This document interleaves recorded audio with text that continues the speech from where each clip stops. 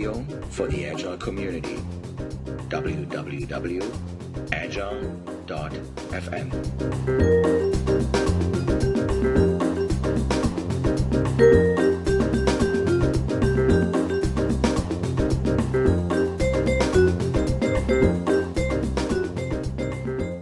I'm here today with Mike Rohde. He's a website designer who writes on design, sketching, drawing, sketch notes, technology, travel, cycling, books, and coffee. He's also the illustrator of the books, The $100 Startup, Rework, and Remote. And I also think you are the illustrator of your own book, the Sketchbook Handbook. Is that right? That is right. The Sketchnote Handbook is mine, and I illustrated the whole thing, and we also developed a typeface to go along with it just to make it a little bit easier to manage. So, that is right. Yeah, so first of all, I visited your website, and it said the book was released on the 30th of November 2012. So it's exactly 1 year old at the time of our recording here for our podcast. Congratulations. Thank you very much. What has happened to you, to the world of sketching in the last 1 year since your book actually came to the bookshelf? And I know that a lot of people rave about this book.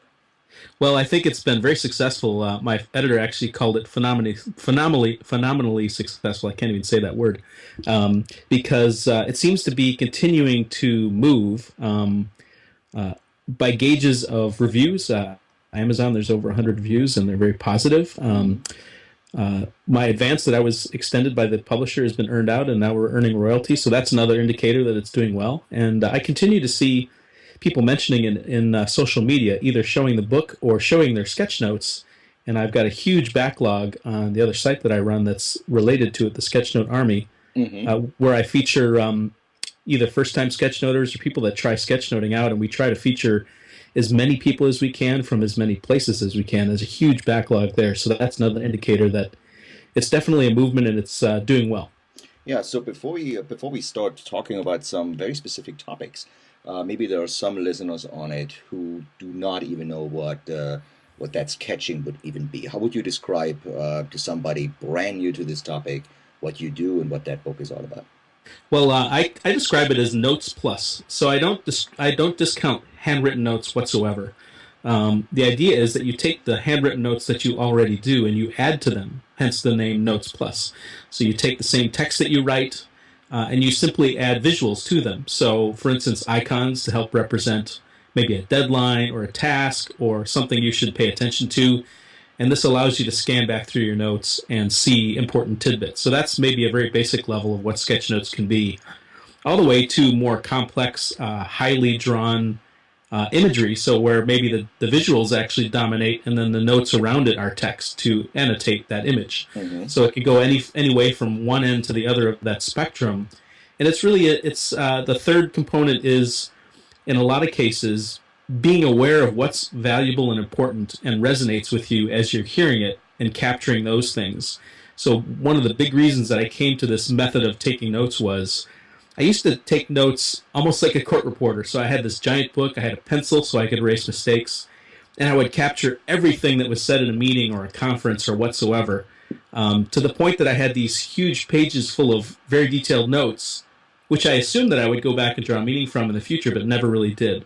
So that was very impractical. It felt like it was a good idea, but it turned out to be quite impractical. And so my solution was to go to a small book, to use an ink pen, because it would force me to be deliberate in the sense that the small book couldn't capture the quantity of notes that I would normally tend to take, and the ink pen would force me to be more deliberate about what I captured on the paper, because once it's on the paper, it's on the paper. And the combination of those two things led me to the third thing, which was being much more deliberate about what's important to me. How can I take this idea that I'm hearing, whether it's in my head and I'm getting it on paper, so that's more brainstorming, or I'm in a conference or I'm in a meeting and I'm trying to take information that's relevant to me that can be applied. So that's kind of where it led to, and that would be sort of the overall description of what sketch notes are.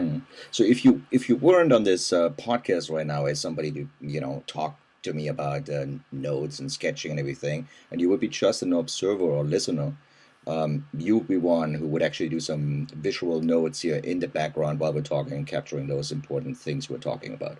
Yeah, I think that's very true, and you can apply it to all different kind of things. So podcasts are certainly valid where you're trying to draw information out of it. It can be you can watch videos, you can be in live events, you can Mm, be brainstorming ideas. So there's lots of applications for this technique that are valid and valuable for the person. And I always say it's important to understand that sketchnotes are first personal and mm, then for other people. So it's going to always have more meaning for you, the one who took it, because you're mixing the verbal and the visual part of your brain together in this making of a map of right. imagery. So it's always more valuable to you as a person individually, and then it of course can allow you to explain ideas to other people Mm, or just offer them up verbatim for someone to draw their own meanings from. So mm. there's definitely different ways you can apply them.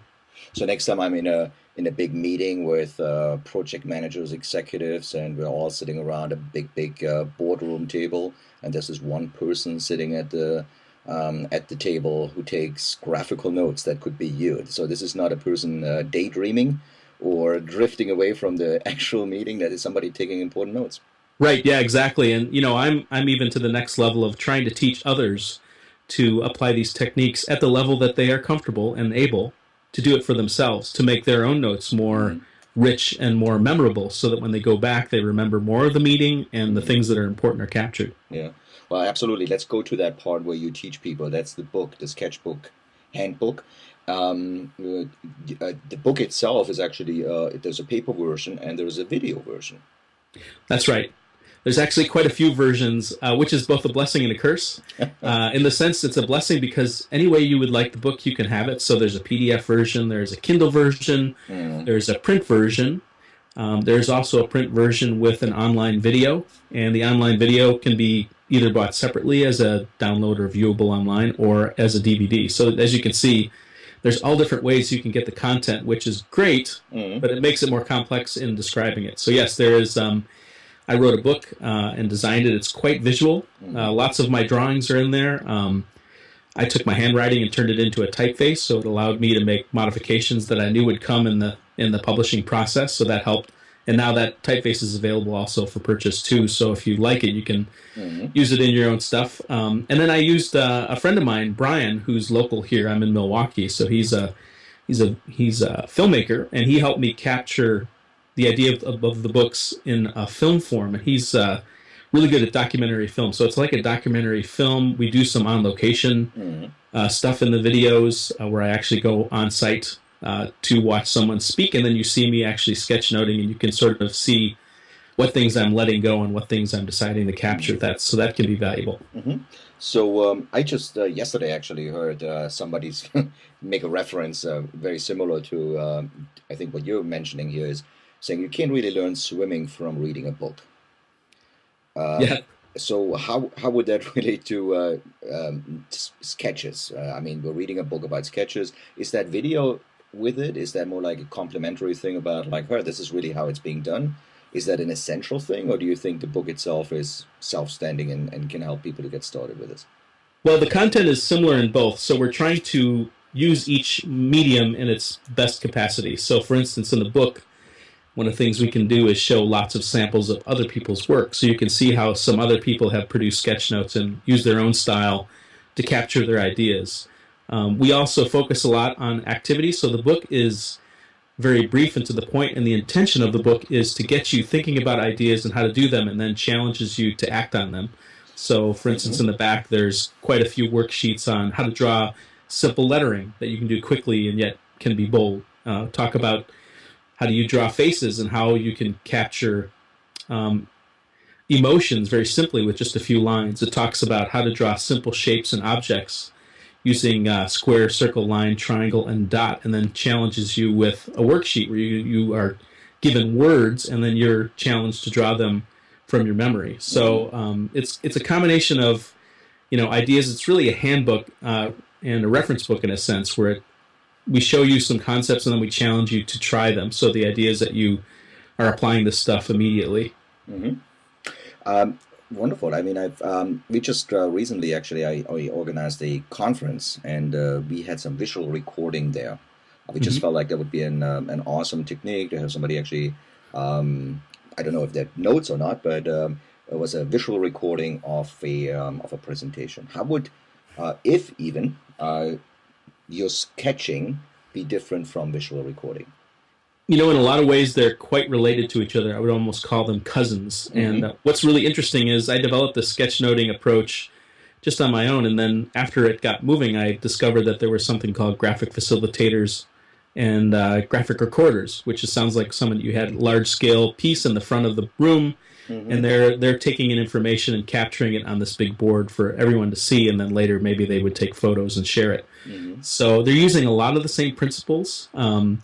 Probably the difference is someone who does graphic recording or facilitation are professionals with lots of years of experience, and they've trained themselves to pick up the important information. So they do it all the time, and they're really quite skilled. Where maybe just a person using the technique, it's at a little different level, even though it's still valuable. So very similar techniques and approaches. So I think they're quite related. Really, the only difference is size, and the fact that you have an audience behind you is the difference in recording and facilitation.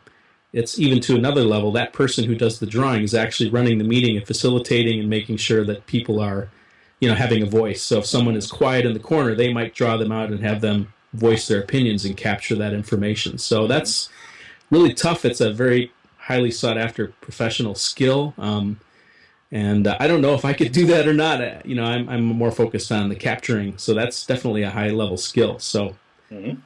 Awesome. You have a very diverse background. You currently work for a user-centered design firm, mhm. but you also have worked as a web developer, as even in print media for many years, um, and you also have worked for a relatively long period of time, actually, on an agile team. Now we have talked a little bit about sketchnoting. We've talked about the techniques and how you connect these things for project environments. Let's talk about how this technique could be actually used on any IT project, and maybe even for an agile project. How do you see sketchnoting actually fit into a project? Well, actually, I think it can be very key in, especially in the development stage, where you're trying to figure out what items maybe you're going to put on your backlog, or you're even developing the stories that Mm-hmm. you're going to develop, right? So maybe using a whiteboard in this case instead of a piece of paper, but any is valid. Mm-hmm. The advantage of the whiteboard is everyone's in the room and they can see who's drawing, if it's you or maybe multiple people come up. The idea of using imagery and typography, lettering, to emphasize points and to capture information, I think is really valuable. It's sort of a visual literacy, this idea that you can not only write text, but then draw out maybe relationships between, let's say, a database backend and a form, Mm-hmm. or what should that form contain, and why should it contain those things? And then you can sort of spread out and use that whole board or paper, in that case, to Mm-hmm. really spell it out and sort of map it out. I think there's some, if you think about mind mapping as another visual thinking tool that can be used in that way. This is not quite as rigid, it's more free form, so you can feel free to adjust how you capture information, whereas, say, a mind map is pretty structured. Mm-hmm. But any of those along that continuum where you're using visual thinking to capture ideas is really valuable for especially that early stage, or even stages where you're running into problems and you need to map it out and see like where, Mm-hmm. a lot of the cases, I'll describe the value of sketches I see at very minimum is that we can at least get something on paper on the board that we can disagree about. A lot of times you approach a problem where I have a certain idea of how things are and what the limitations are and what the context is, and I make assumptions that you know that as well. And Mm-hmm. then we start talking to each other with those assumptions in place, and they may be quite different. And then we come to an impasse where it's clear that you were thinking something quite different than me. Mm-hmm. So when you sketch something out on paper or on a board and you draw out your assumptions, it makes it easier for someone to spot, like, oh, you mean we're going to have two databases instead of one, or whatever the case might be. That's right. You sort of reveal what your thinking is a little bit more clearly and in more detail, so that that other person can really more fully understand what you're thinking, and then be able to deal with that situation. So I did that quite a bit on the Agile team that I was on for 5 months. When we would run into problems, because the project had already begun by the time I got there, I was more of an asset for producing graphics and helping structure things. A couple of instances, one instance, we had to map out a login process. So I used my sketching capabilities to really map it out and draw out how the flow would go, and then annotate it with lots of notes about what happens here, what happens there. I would present that to the team members. We had a small sub-team. They would look at that situation. This doesn't work like that, or this hook's over there. We don't really need this part. And then I would revise that sketch and do another one. I think I did 3 iterations of the sketch until we got to the final one. And then that was presented to the actual developer who would then produce it. And they were also involved in some of the feedback as well. So they saw it happening as it developed. So it was a very open process. Several members were involved in it and had the ability to change the direction. So it wasn't like I went off into my holy mountain and did some drawing that was then handed down, which is much more of the waterfall method, right? It was much more interactive. I'm asking questions of the team members, really trying to understand the problem so we can get to a solution. It's nothing about, my ego or somehow that I'm right and you're wrong or something like that. It's like, hey, we need to solve this problem. Right. Help me solve that problem. I'm going to map it out visually to help get it out in a different way so we know what we're actually looking at. And that was really valuable. Mike, you're bringing up a wonderful point because so many people might think of visual techniques and they look at graphical user interface design, user interaction, and all these kind of things. But your technique, and I think that's the point you're making here, could also be included in the ideation, in problem solving, in any kind of scenarios you might spec out and discuss with your team members. You might even have a sketcher on your team to clarify ambiguity on things you might misunderstand in terms of requirements, user stories, and all these things you're mentioning. So that is there's a wonderful technique actually, which would just seamlessly work with agile processes. It's also a good technique for sketching in general, I would say, for agile projects, because you're mentioning it's done with pen and paper, and we do a lot of stuff with pen and paper. There's also a different trend of companies, teams going with electronic tools, physical boards, more in the co-located space, but very electronic things, chatting as we do right now, using electronic media to actually convey messages. How do you think sketching would fit in a digital approach when teams are not co-located? What kind of techniques do you use? What kind of tools do you use? Well, that's really interesting because I think we're in a situation now where we've got lots of ways to capture sketched information much more rapidly than even 5 years ago. I mean, the phone camera that you have in your pocket is pretty amazing. I know, for example, Evernote has a very nice capability that if you've got a document, it'll take a picture and up the contrast and make it look quite nice. There's scanning applications, I know, for iOS and Android that can do that kind of work as well.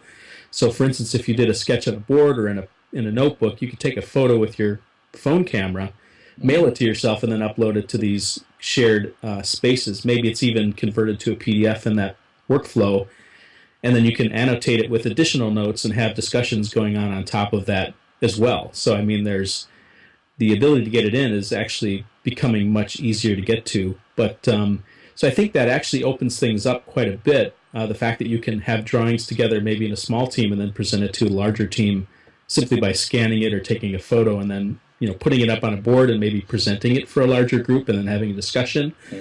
Or if you're co-located, like multiple team members are remote, you could put that up in a discussion space, even in a live discussion space like a chat where they're all looking at the same document and then we're having a discussion kind of around it. That can be valuable as well. So I think it's still very valid to use these tools. I think the advantage I see in pen and paper or pencil and paper is the rapidity. I think you could do quite a bit with software, and there's definitely places where maybe software makes more sense, maybe doing like a prototype that needs to be a little bit tighter.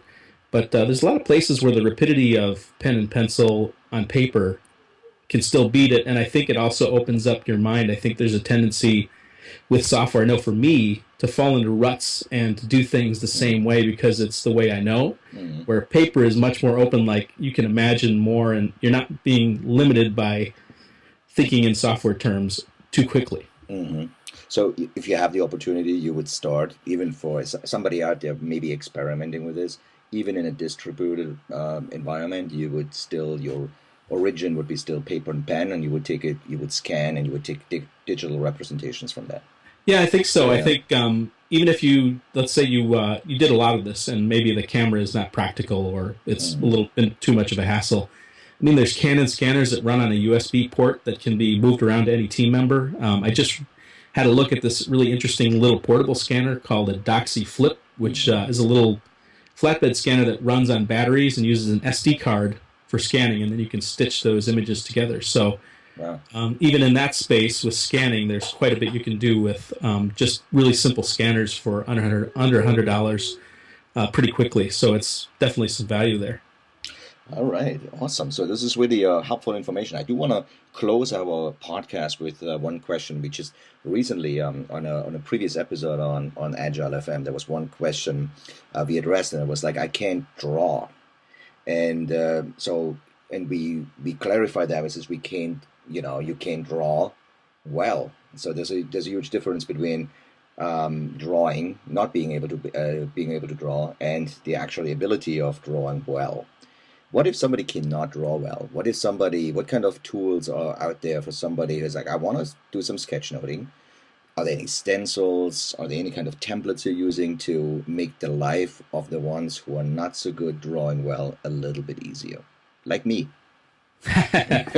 Well, I would say I think that's a very good distinction.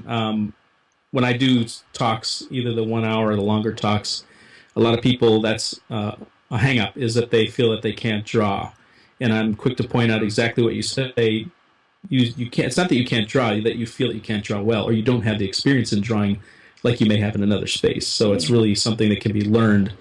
I think the other advantage is if you can draw simple objects, you can express quite a bit more than you think you can. I think there's often this assumption, I can't draw well, so I won't draw at all. Yeah. And I think that can be dangerous. So the idea a lot in the book and when I speak is you can build a lot more with 5 simple shapes. So I focus on these 5 shapes. It's a square, a circle, a triangle, a line, and a dot. And using a combination of those in different formats. So for instance, a circle could be an oval or an ellipse. A square can be rectangles, either tall and thin or whatever. So when you start looking at objects or you start coming up with ideas in your head and you think about using these basic building blocks, let's call them, you can start building really simple objects using them more quickly than you may realize. And I think a lot of it's just a matter of practicing and testing things out and trying. There's a really interesting book by a guy named Ed Emberley. It's for kids, but it's called Make a World. And what he does in this book is he's basically thought of all these objects in a world, trucks and ships and planes, and he shows how to build them with really simple shapes.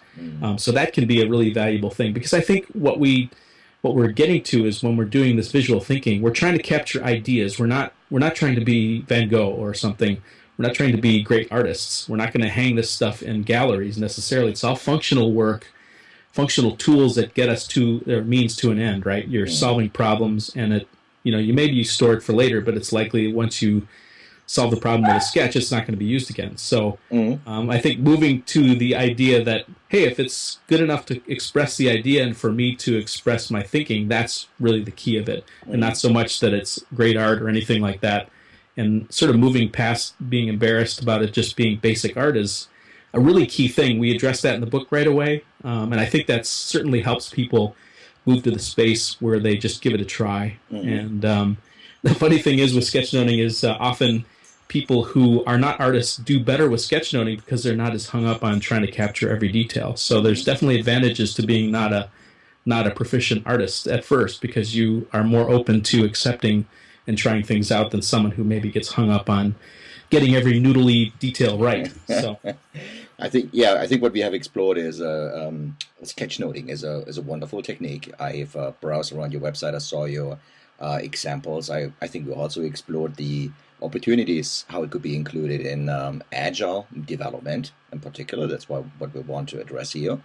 And that people who want to explore that, like me, should be brave and just try something and start experimenting, practicing those techniques.